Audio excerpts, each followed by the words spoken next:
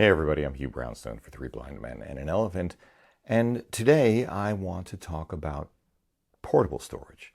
But this is going to be a relatively short video because I want to talk about the Glyph Atom RAID SSD, and really there's just one thing to say. It has become my go-to road warrior 4K video editing companion.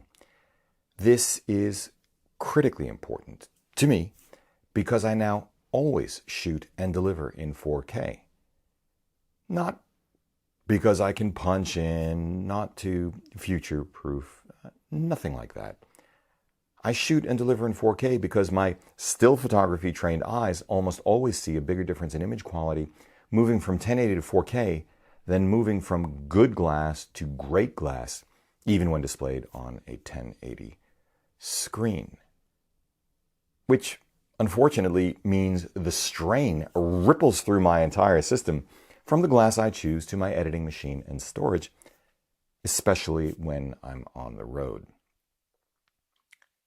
Let's take the recent Sony press event out in Arizona, something I found simultaneously energizing and terrifying. These things are always a very mixed bag. Yes, we got to go to Arizona, although it's not like we've never been there before. But we were up and out before dawn every morning, back late at night, cameras and lenses weighing us down during the day, usually followed by an editing session into the wee hours of the morning. The last night we were there, for example, I was editing a second time during that day from 11:30 p.m. to 4 a.m. local time.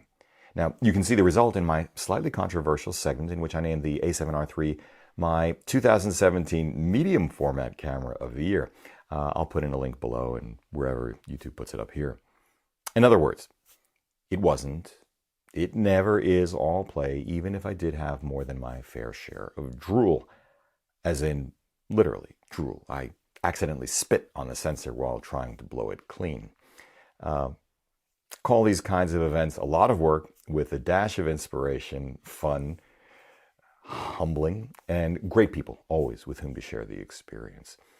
But I tell you that to provide context to this point. I knew during that 48-hour period I'd be struggling with my maxed out mid-2012 MacBook Pro 15-inch, even with 16 gigabytes of RAM and a 1 terabyte SSD boot drive, to edit the larger photo files of the A7R III, and more anxiety-inducing for me, 4K video. I mean, it was just going to be painful.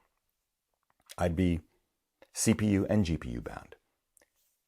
Even if the processing power of my 2.6 gigahertz quad-core i7 with NVIDIA and Intel GPUs is closer in performance than you might think to a current 2017 MacBook Pro.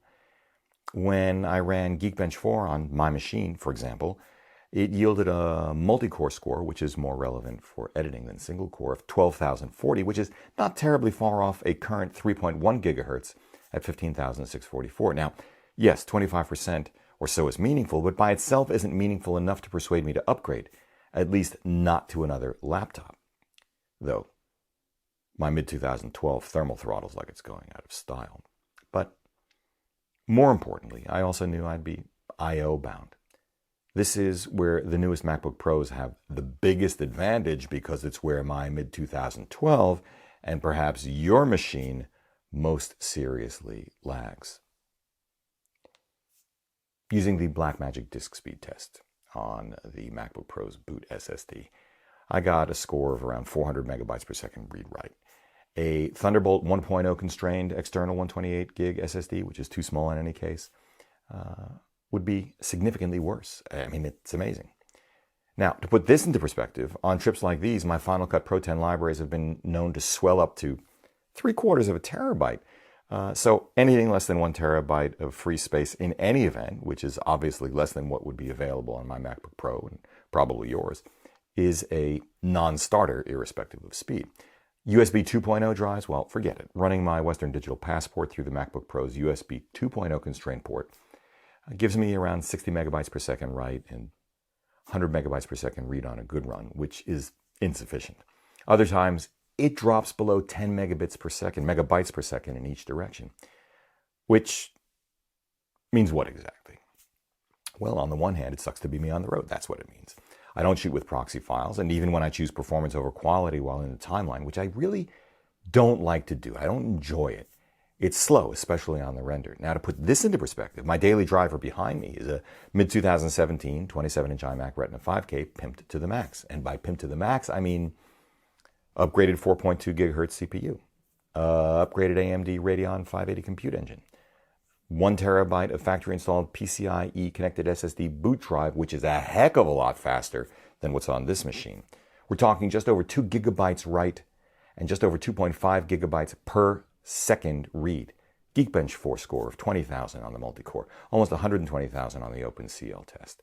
All, by the way, attached to an 8-bay Thunderbolt 2.0 24 terabyte G-Speed Shuttle XL, which even in RAID 5 runs around 800 megabytes per second each direction. A little bit more with the write than the read, or the other way around. In other words, fast enough to make me happy. So, did I mention Arizona would be painful? Yeah. At the end of our first day there, I dreaded what was coming next. But a 2 terabyte Glyph Atom RAID SSD showed up the morning after we arrived, and as I started to edit that evening, I anticipated the pain would be at least slightly less. And it was. It was much better. But don't get me wrong, the arrival of the Glyph didn't mean that the total system performance of the mid-2012 would suddenly make me happy. In fact, I'm hoping I can last. I will last. I have to last through 2018 or longer if necessary, until a new MacBook Pro achieves at least this iMac's performance levels, system throughput. But at least on the I/O side, it was semi-doable. Even with the throttling effect of a USB 2.0 port, the Atom RAID achieved read-write speeds of around 410 megabytes per second each way, putting it squarely at the same level as my boot SSD, while giving me that 2 terabytes worth of space for as much footage and file rendering as I could possibly want. And given what I've got, that's a lot. But to put this into context, running the Atom RAID through a USB-C port on the Mac behind me netted scores of 633 and 840 megabytes per second respectively. That's a lot faster. And that makes me a lot happier. Which shows you exactly how much the Glyph really was throttled by the older 2.0 ports. Now, I thought I'd be clever and run the Glyph through a USB-C to Thunderbolt adapter, but no go. Apparently Glyph doesn't support this. I'm guessing because the Glyph is bus powered only. All of which is to say, the Glyph gave me the best 4K video editing experience I've ever had on my mid-2012 MacBook Pro. Again, oodles of space with no worry about running out of space or slowing down from the initial speeds, with an absolutely dead simple plug and play, plug it and forget it experience. But what does all of this mean for you? Because 400 megabytes per second is not 800, it is not 2500. Well, let's recap once more. In my limited testing, the Glyph proved itself dramatically faster on an older MacBook Pro than a Thunderbolt 1.0 attached single SSD, as faster than, and twice the size of its internal SSD, notably faster than a single external SSD on a late model USB-C equipped iMac and by extension MacBook Pro, but still significantly slower than a late model MacBook Pro equipped with an internal PCIe SSD, which, by the way, gets within 20% of the read-write speeds of my iMac, maybe even closer. But fascinatingly approaches the speed of my 8-bay RAID 5 G-Speed Shuttle XL. I like it a lot, and I think Glyph is going to have great difficulty prying the unit from my hands. But in the end, the issue is usable performance across the entire system. At what price? This in turn depends on what you have now, what you might have by the end of the week, the end of the month, the end of the quarter, the end of the year, how big your projects are, your budget, your patience, what you're looking for in the editing experience, and the value of your time. If you're happy, or happy enough with the machine you now have, but you're thinking you might be creating video libraries, including render files, much larger than what your internal drive can handle, 3/4 of a terabyte or more. As I said earlier, I've done that on more than one occasion. And you want a super compact solution, well, then the Glyph is very interesting and should be at or near the top of your shopping list.